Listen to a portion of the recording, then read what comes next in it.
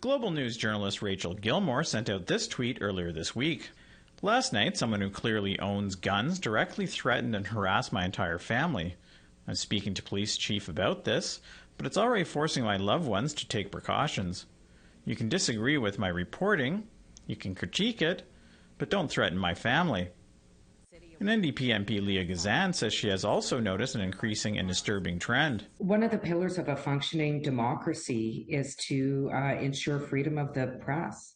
And that means allowing journalists to do what they need to do as part of a functioning democracy. You know, the recent harassment of women, particularly female journalists, Black, Indigenous, and people of color, has been abhorrent.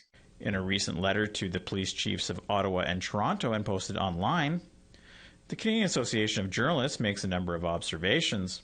For the most part, these reports have been filed by racialized journalists or writers who are experiencing an increasing number of targeted, vile threats of violence.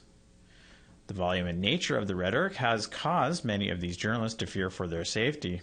Many of the threatening emails use similar language, the same language commonly used by domestic extremist groups. And we ask that you review and improve your respective processes for making complaints of hate speech and harassment.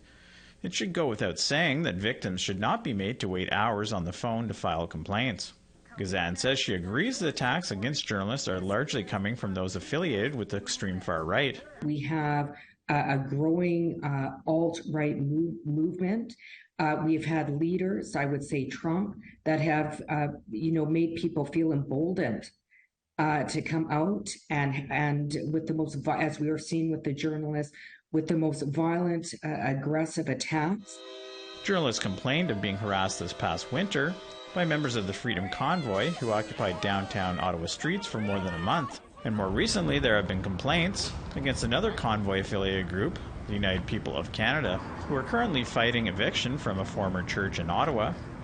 And Gazan says it is not only police that need to step up to address the problem, but also the federal government. The Prime Minister needs to meet with the Canadian Association of Journalists. He needs to heed their calls for safety and not tweet, but he needs to act immediately.